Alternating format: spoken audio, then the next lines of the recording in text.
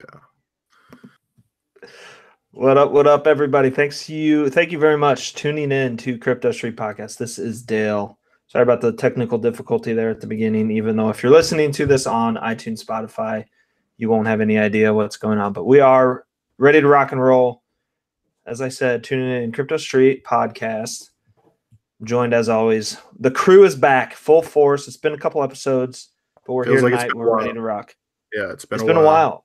I feel like it's been a while just for myself. Like I feel like it's been a long time. It's good to be back. You've been managing a hopefully state championship hockey team, so we kind of forget. Kind of just manage themselves, so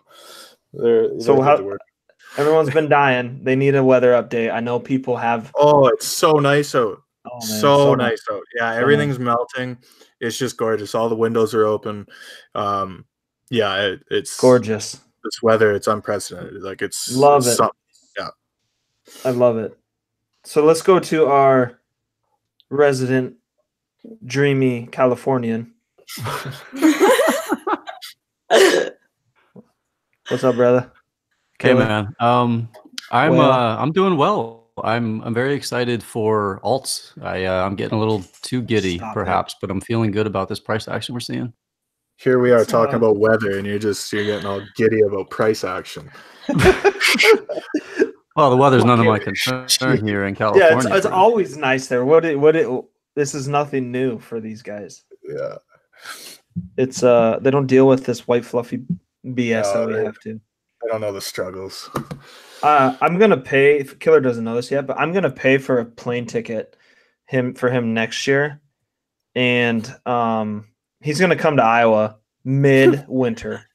Oh, all right. I'm down. Don't do it. Don't do it. You got better things you could do. No, it'll be good. It'll be good. All right, we'll cut to. I know no one really listens to the Crypto Street to hear us talk. They listen for our awesome guests, and that we have another one tonight. It's Taylor Monahan. She's the founder and CEO of My Crypto. So Taylor, thank you for joining us. I am happy to be here. Pretty pumped to have you on. So why don't you just kind of open up and tell us a little bit about My Crypto and, just kind of open up about the project and everything for people that maybe are living under a rock. Yeah, absolutely. So My Crypto is what's known as like a wallet in this space, which is probably one of my least favorite words. But essentially what that means is that it's a place that or an interface that you use to sort of manage your crypto. So via our product, you can like see your balance.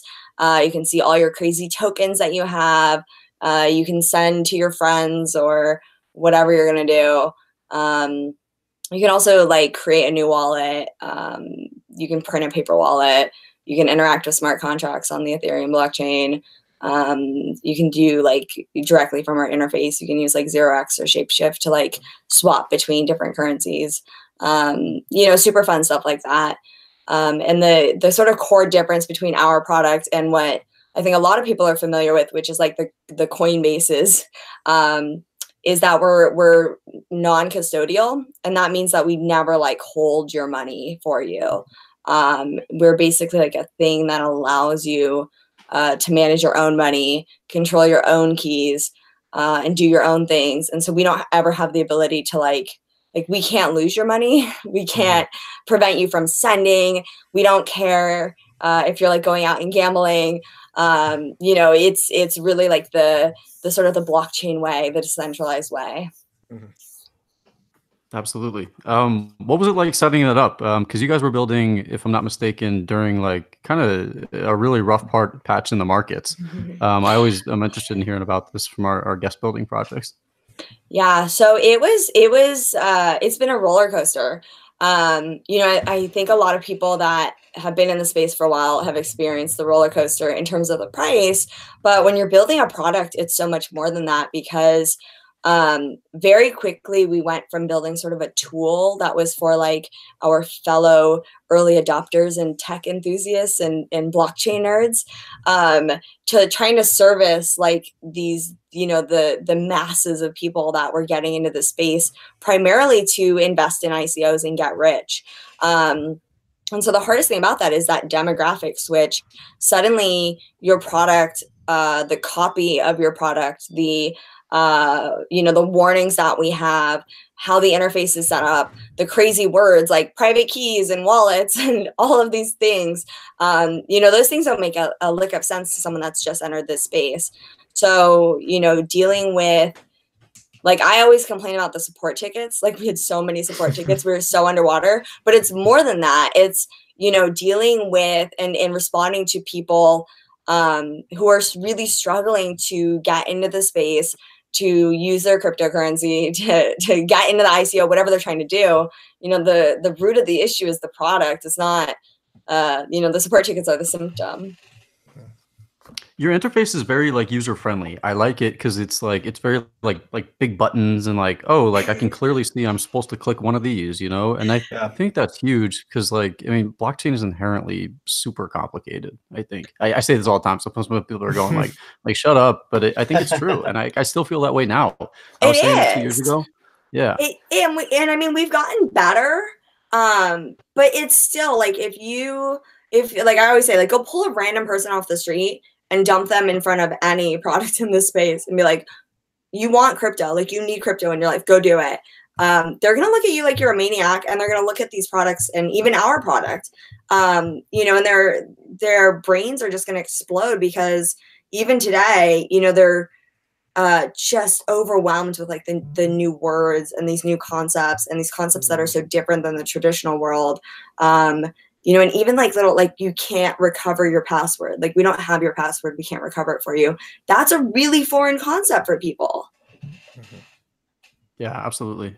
So to that end, like, what are you guys focusing on in terms of like ease of usability for new people or people who are maybe not the most tech savvy? Are there any like things you think the space needs, or maybe that you guys are working on in particular? So we spent so much of like 2017 really like iterating on these little, I mean, we call it iterating, like sticking up band-aids as fast as we possibly could in response to people that were struggling. And now in this sort of down market, we're able to really kind of take a step back and say, what does our product need to do? How do we fix it on a bigger scale than like, you know, applying these band-aids? And so we're kind of like in the middle right now of doing a pretty decent like redesign, that sort of, it's not really a redesign, it's like a re-architecture or rethinking of our product. And the biggest thing is basically you're going to have a dashboard where you can see like multiple accounts and the balances across all the accounts and like your breakdown of your portfolio and stuff like that. But we also have like really spent time on things like the new account creation flow. So when a new user needs to create an account, what does that look like? What information do we give them? When do we give them that information? How do we ensure that they're backing things up safely? And the approach that we've taken is made the sort of the number of steps a little bit longer, but really be explicit in terms of like what the user should do. And the thing is that we, you know, as we're doing user research and talking to people, most people's first experience with crypto is like with a friend or with an internet buddy or something who's telling them all these little tips, like write down your 12-word seed phrase twice and put them in 2 different places and never lose them and don't share them and like all these things. And what we realize is like our product should be the one doing that, not, you know, some random dude on Reddit. So we're really like focusing on these little like tips and putting these tips right when the user needs them. Like we're not front loading them. We're doing it throughout the entire process. Kind of reminds me of like a good video game tutorial. Like, I don't know if you play video games at all, but like some games, it's like you're staring at the screen and everything looks like hieroglyphics, and you're like, what do I click or what do I press? And like, but the good ones like kind of gradually ease you into it, I would say. Yeah, and I have actually taken like I look a lot at, I'm not like a video gamer or like a gamer. I'm not one of those people, but I actually draw a lot of inspiration from games and how they onboard people, because the reality is like a lot of these games, especially like mobile games, they have to get like a 5-year-old or a 6-year-old or a 7-year-old or an 8-year-old to like understand and become instantly addicted to their game. And how do they do that? And yeah, like the tutorial is part of it, making it really obvious what you can click is part of it, introducing them to the concepts or the story behind the game. And I think all those things apply to crypto, like really, really apply to crypto, and we should be doing the same things. Yeah, 100%. So Taylor, I'm curious. You've been following this story and kind of event for a long time, the Quadriga fiasco. I'm always really curious to hear, you know, people's opinions on the whole matter who actually know what they're talking about. Me, I'm just reading random articles, and, you know, I don't know if what I'm reading is, you know, has any factuality or not half the time. So I'm really interested to kind of get your take on the whole situation that has gone down. Yeah. So for those that don't know, Quadriga is an exchange in Canada. They were probably one of the most popular exchanges in Canada. They've been around for a long time. I think since like 2013. They added support for Ethereum in 2016, which is like really early. And essentially in January, they basically kind of came out to the world and were like, hey, by the way, our founder died, and he's the only one with the keys. And so all of your funds are locked in cold storage, but we don't know where that is, and we don't have access to it, and we don't know how to get to it, etc. So naturally, the internet sleuths were like, all right, let's at least find this cold storage so that we can find the addresses, find the money, and then, you know, make sure the money's not moving, make sure it's there, etc. And it pretty quickly became apparent that there was no like reserve, there was no pile of money, there was no like Bitcoin, Ether, Litecoin, like there was never really like you would expect to find an account that just had, you know, hundreds of thousands of dollars worth of these currencies. And that just didn't come to light. And as all that was happening, there's this whole, you know, death conspiracy. Yeah. The founder is young. He travels to India. He dies unexpectedly. And India has like a death certificate market. And like, I mean, Yeah. it just goes on. And it's one of those stories that like, it's like a movie. Like it's, you know, truth is stranger than fiction. So what I was doing specifically is, I basically pulled all of the, like, we know what the hot wallet addresses are, for Ethereum. And basically I wanted to see, okay, where did this money end up? You know, where does it go? There was an incident about maybe 1.5 years ago now where they actually accidentally locked up about 67,000 Ether. Yeah, I remember that. Yeah.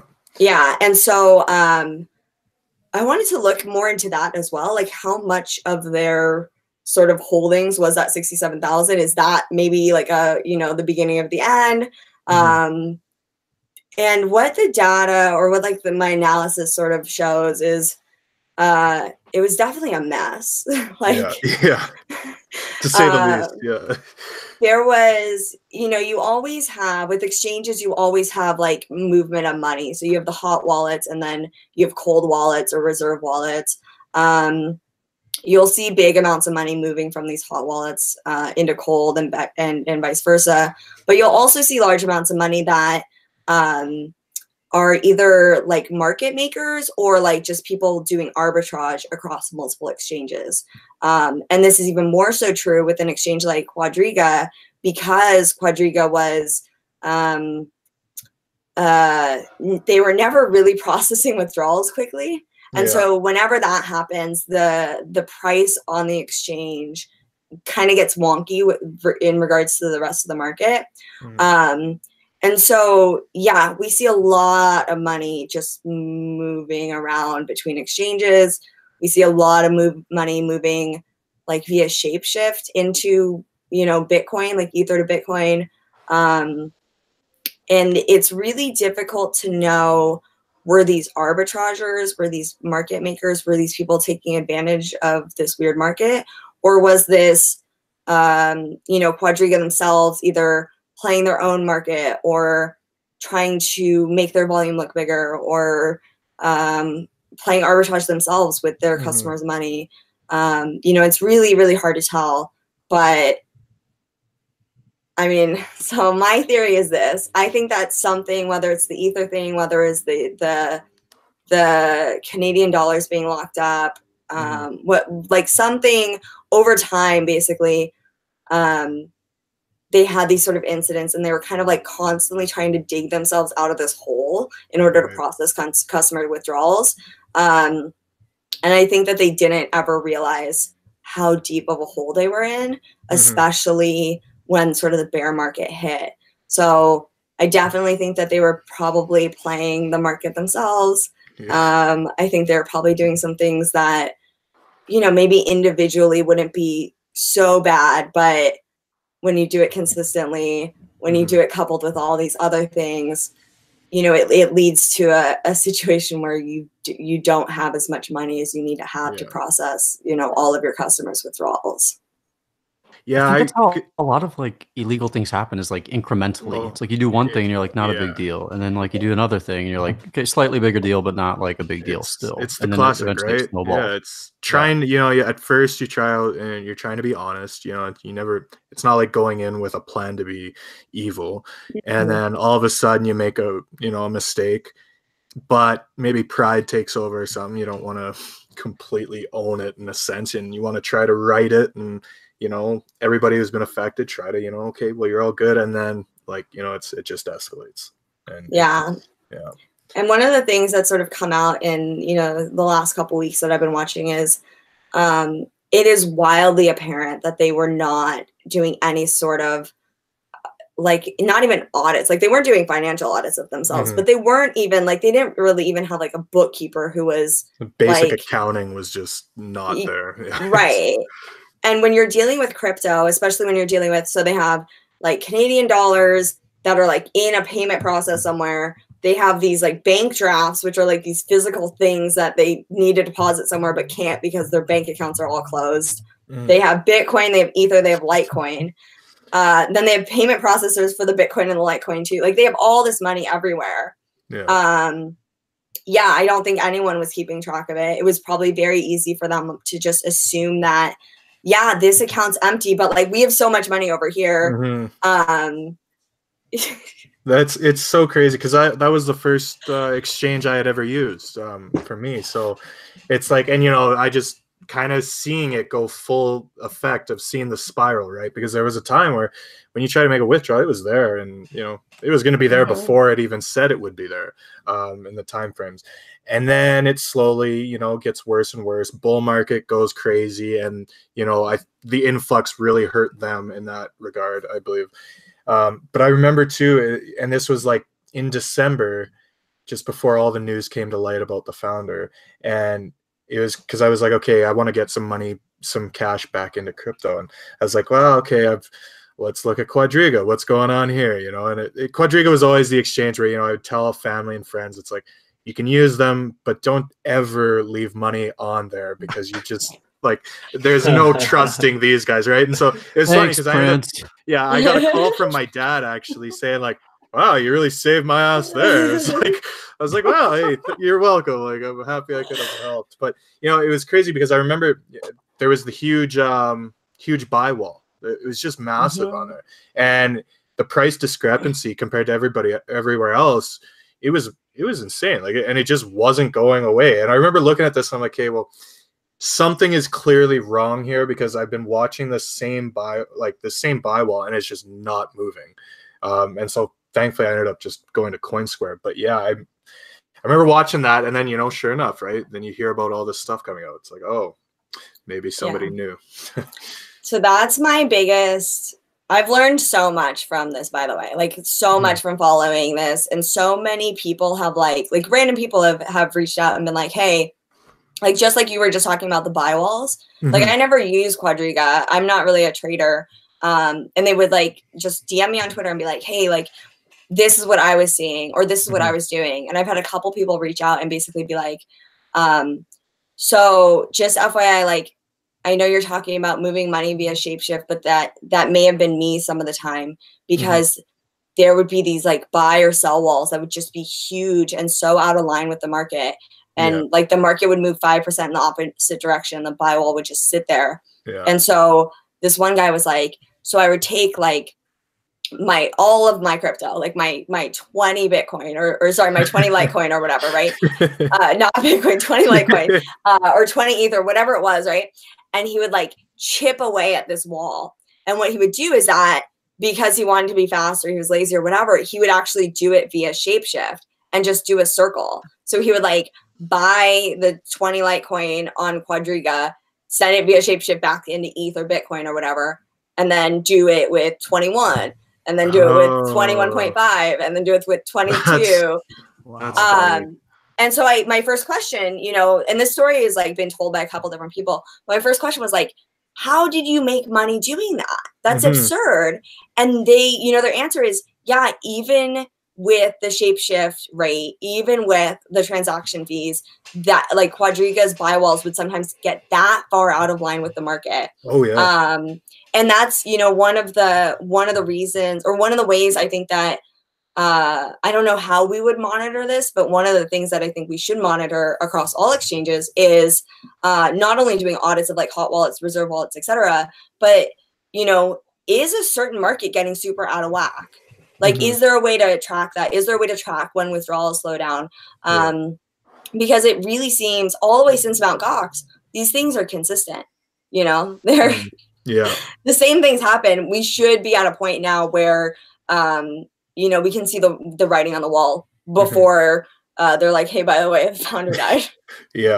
And that exactly right. I mean, the writing really was on the wall with a lot of this stuff. Like, it's, you know, it's crazy to look back on now, but you know, and I guess it's a classic of in the moment, maybe you just don't want to believe it, but it's like you said, like it's not something new to the space. It's there's a lot of similarities to Mt. Gox in fact. Like there's a lot. And I think the biggest sort of, I don't know, disappointment is the right word, but like when Mt. Gox happened, everyone sort of said, okay, from here on out, like we need centralized exchanges. They're a necessary evil, but they should publish like full transparent audits of everything and perform audits internally and perform audits externally. And Kraken has done this since then. Like they have, you can like go in, you can like click on audit your account, you can get reports, like all this crazy stuff. But no one else does, and nobody else like questions exchanges that don't do this. And so, you know, I guess my question generally, or like my disappointment generally, is like, why the hell not? I think it's like, right?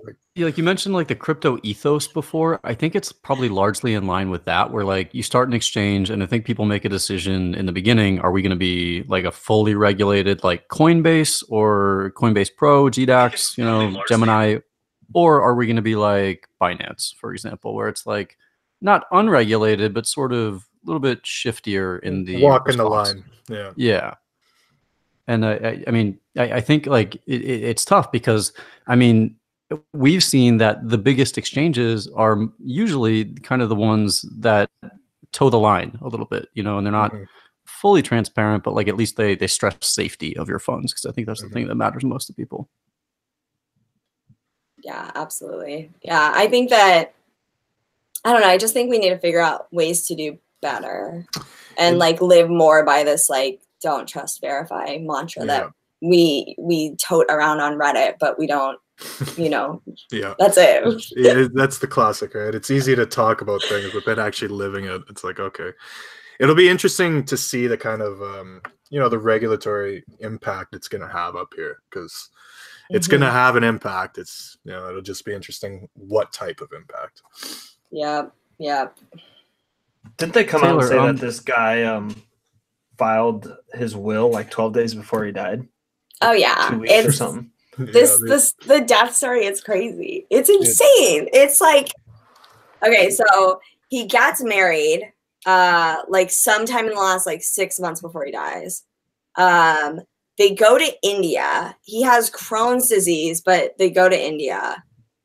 Right before they go to India, they do a will, and in this will, he doesn't really talk about anything regarding the company, but he does go like super deep into the care of his dogs, his 2 Chihuahuas, and he basically like gives $100,000 for the care of these 2 dogs. Like he specifies this in his will, but like never once does he like mention like what the hell to do with these millions of dollars that you know he basically owns or is the only one that has access to.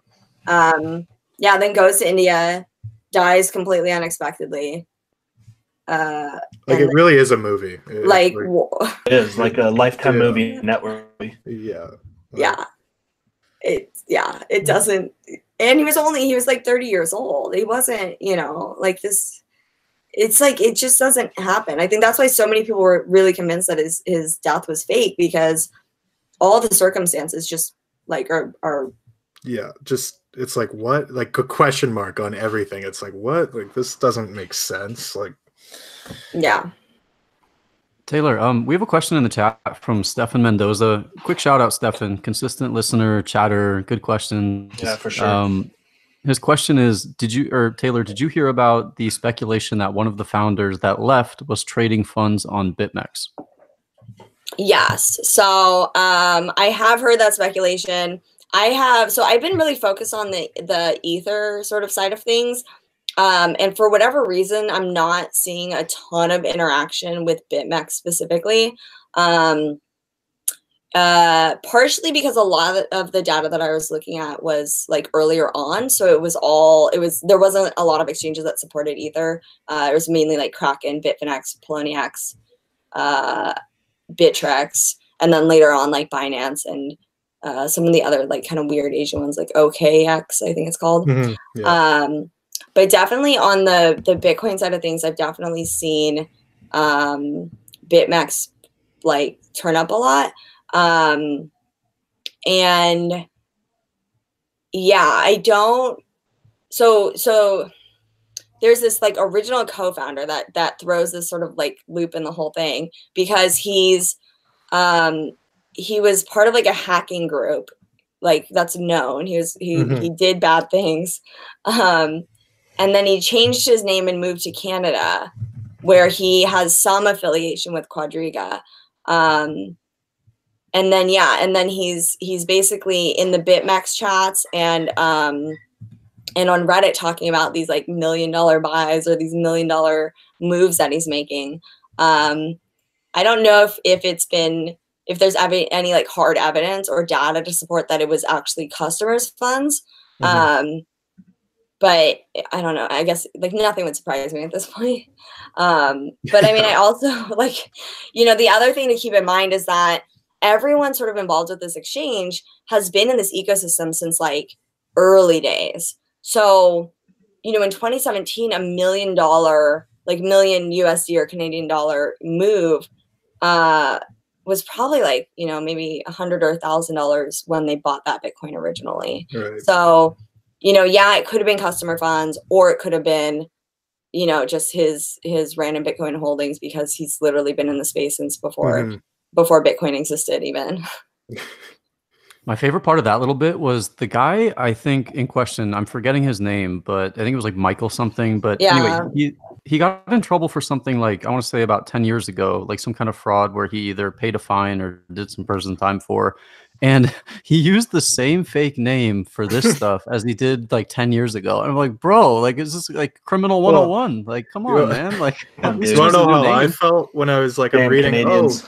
oh yeah, he got in trouble for like, you know, selling people's personal information, all that. I'm like, oh, this is awesome. As I've just handed over my, you know, KYC info to Quadriga, right? And I'm seeing all this. I'm like, oh, great. All right, man. Yeah. So that's such a great point that I want to hit on, is that we kind of look at KYC as like this burden and like this annoyance, right? Like you're like, oh, we have to go through the whole KYC process, and why can't I just freaking use the exchange? Yeah.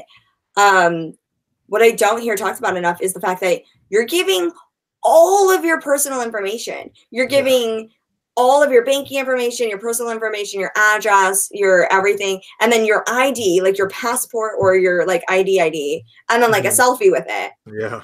And this is going in a database that the exchange has promised to safekeep. Maybe, I don't know. Does anyone read the terms of service? Do they promise that? Like, yeah, it's like a leap of faith, pretty much. Yeah, and so like this is a perfect example. Is like, if they really wanted, like if they were really evil and he fakes his own death, right? And everyone involved is evil and nefarious and stuff.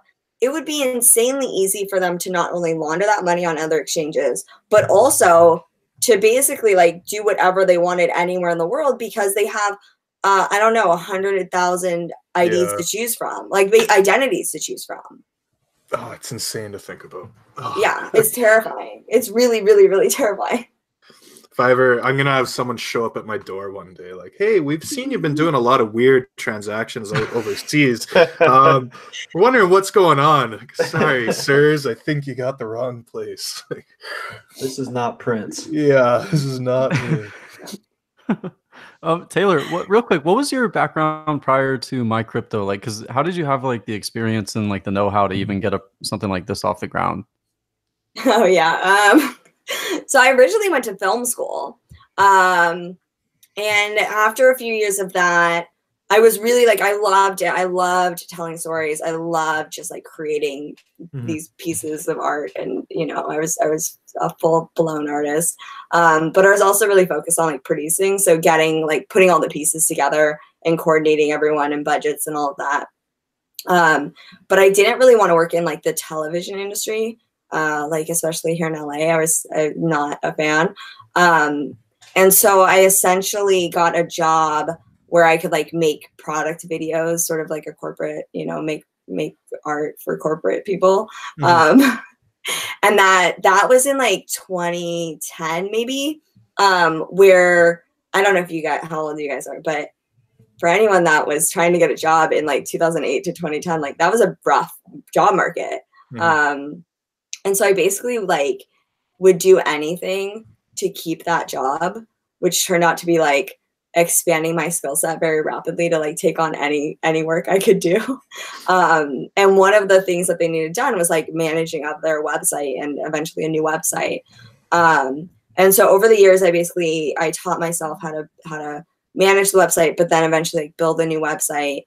At that time, it was, you know, like it was a lot of WordPress stuff and a lot of just like HTML and CSS and that kind of stuff. And then so fast forward when Ethereum first launched and there was no like regular clickable interface that you could use. I teamed up with the original co-founder, Kosala, and we had worked together previously doing similar things. And basically I would build like the front end, all the pretty things that you see, and figure out how to make it usable and figure out, you know, what made sense to me. And then he would like hook in all the back pieces that connected the blockchain into the complicated logic. And then we basically just like posted it on Reddit in 2015. We were just like, yo, like here's a useful tool. And my sort of obsession with the blockchain really grew from there. So I find that I learn very quickly by teaching people. And so I basically like lived on like Reddit and Stack Exchange, answering questions about the blockchain or about wallets or about accounts or about security or whatever it is. And when I, you know, at the beginning of answering that question, I maybe had like a general sense, but by the end of it and typing it all out and making it a readable thing that people could take something away from, like I had a much deeper understanding. And so, yeah, over the years, I just like the blockchain knowledge, the technical knowledge, the security knowledge, you know, all of that has just grown and grown and grown. Awesome. That's very cool to hear. This is a question we talked a tiny bit about before we started recording, but something that I was thinking of that I wanted to ask you. So I think like a generic question is like, what can new people do to secure their assets? I think most of our listeners probably know the answers to that question. But in your opinion, are there any things that you see that even experienced people do not do well to secure their assets? Yeah, so I think it's like my number one piece of advice for everyone is to like slow down. And this applies to everything. Like it could be a new user when they're first moving off of their exchange or experimenting with something new. Like slow down, like don't send all of your money. Like maybe just send like 1% of it and see how that goes and get a feel for it. And if something goes wrong, it's okay. But for experienced users, it's like, slow down. Like, is that thing that you're reading on Twitter legitimate? Is someone really giving you free Ether or free Bitcoin? Is that dude or that hot chick in your Telegram DMs, like, are they really gonna give you free money? Or is that, one of the common ones we've seen with our product is they'll capitalize on some news or some headline or some scary thing, like, an upcoming fork or something. They'll be like, they'll start posting these links everywhere that are like, make sure you're prepared for the fork, click here. And, and the thing is that, we went through this period where we drilled it into new people's heads so much that they weren't becoming victims of the phishing scams. It was like these sort of mid-level experienced people who thought like, oh, like only noobs get fished. And then it's not about experience. It's about it's like a split second lack of thought or a split second lack of thinking about it. It's so easy. Like you're on the phone or you're just skimming something and you're like, oh shoot, like, yeah, there's a fork coming up. I better do something. Click. Here's all my personal information. Oh shoot. Like there's all my money. And we've seen it happen to like otherwise very intelligent, very blockchain knowledgeable people. So yeah, like slow down, just slow down, please. I almost got, I remember, and it is something similar happened to me and it by no means was I, fresh to the space. But it was the classic, there's an airdrop happening and, come in here. And, at the time it was like actually one of the first ones that I had actually read because I was holding some of those tokens. So I was like, oh, what's going on here? Right. And you're just seeing it through Twitter and it's like, okay, what? So you click on it. But then it's asking for some odd information. And then, luckily I was able to clue into that. But, at first it was like, oh, what's going on? Like, I got to check this out. Like, okay. But yeah, I've almost been taken advantage of a few times. I've been very fortunate though. Yeah, it's really, it's tough. It's crazy. It's insane out there. Like, the scammers are good. Like they work hard for to scam. What can you say, right? It's like stay on. I always say that, and this applies to like businesses, but also just individuals. Is like these hackers or scammers or whatever. Like that's sort of 100% of their efforts and their time and their resources go into scamming and improving these scams and analyzing the ROI on this messaging versus that. They have the time and ability to get really creative and evolve these things over time. And that's exactly what we've seen. As an individual, though, or as a business, you can't spend 100% of your time or resources on defending against these things. Like you have other things that you need to actually do things. You can't just be like bunkered up somewhere. And so it's like that it's it's not if, but when, know, and I think that it is kind of like a welcome to crypto when you get scammed for the first time, but it is, right? It is. Yeah. It's a terrible welcome to crypto, but it's like, welcome to the jungle. Like here you are. Like, you've been initiated, like you're part of the club. Like, let's do it. My moment with that was a fake Eric Voorhees account on Twitter. I've told the story once before, but guy slid my DMs and I was like, oh, this guy's like really messaging me. Like maybe I'm becoming a big deal on crypto Twitter. Like it's like so stupid. But like, so I like click this link like an idiot and it takes me like some like Google Doc or something or like some spreadsheet. And I was like, this doesn't feel right. Like something feels off here. This feels very unprofessional. And like I did like a quadruple take on his handle and it was like very similar to the actual guy's handle, but just like a little bit off. But like, I mean, I don't know. It's like, I'd like to think I'm like cognizant of this stuff, but it still happens. Yeah. I mean, it's just, it's going to be interesting to see where crypto goes in terms of like, mixing usability and ease of access and safety, because I think at some points they're, you know, maybe they're related or maybe they're kind of opposing forces. I don't know. Yeah, it's definitely like a trade-off. And I gave a talk recently about this actually at 8th Denver, where I talked about sort of usability versus security. And at like a very high level, it's really interesting to think about them as like they are sort of this spectrum and they're on opposite ends.